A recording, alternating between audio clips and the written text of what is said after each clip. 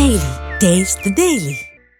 తిరుమల శ్రీవారిని మంచు Mohan Babu family, heroine Dimple Haiti, క్రీడాకారిణి నైనా జైస్వాల్, రచయిత చంద్రబోస్, తమిళనాడు అరుణ్ విజయ్ దర్శించుకున్నారు. ఉదయం నైవేద్య విరామ సమయంలో వేరువేరుగా దర్శించి మొక్కులు తీర్చుకున్నారు. వీరికి టీటీడీ అధికారులు స్వాగతం పలికి ప్రత్యేక దర్శనం కల్పించారు. అనంతరం రంగనాయక మండపంలో వేద అర్చకులు వేద ఆశీర్వచనం చేసి పట్టువస్త్రాలతో సత్కరించి తీర్థ ప్రసాదాలను అందించారు.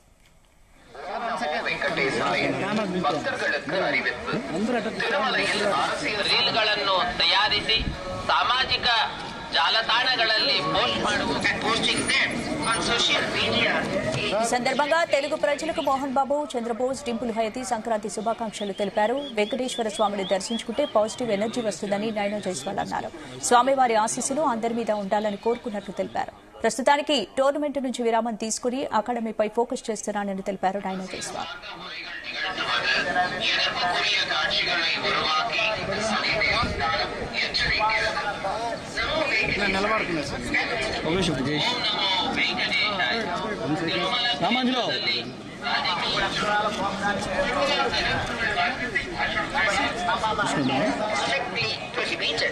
Legal action will be taken against ಸಾಮಾಜಿಕ ಜಾಲತಾಣಗಳಲ್ಲಿ ಪೋಸ್ಟ್ ಮಾಡುವುದು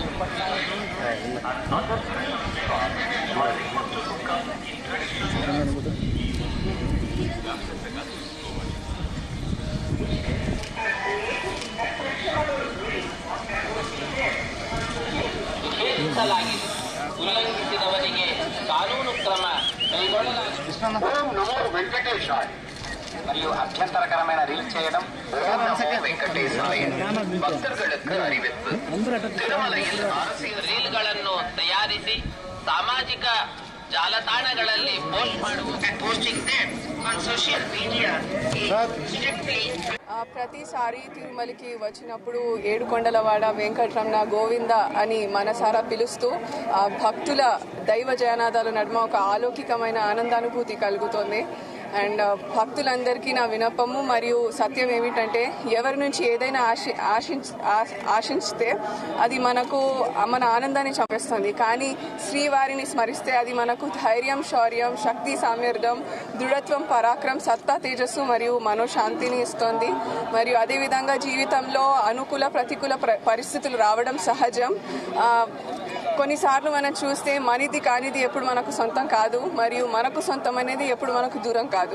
కావున శ్రీనివాసుడి భక్తి మనకు సొంతం మరియు అదే ముక్తికి మార్గం. అందుకే చెప్తాను, మన సనాతన ధర్మం మరియు ఆగమ శాస్త్రాల ద్వారా మనకు లభించిన ఆచారాలు ఉదయం నుంచి సాయంత్రం వరకు మనం అనుసరించే ప్రతి కర్మలోనూ వేద స్వరూపంగా ప్రకాశించేది గోవిందుడి కథ.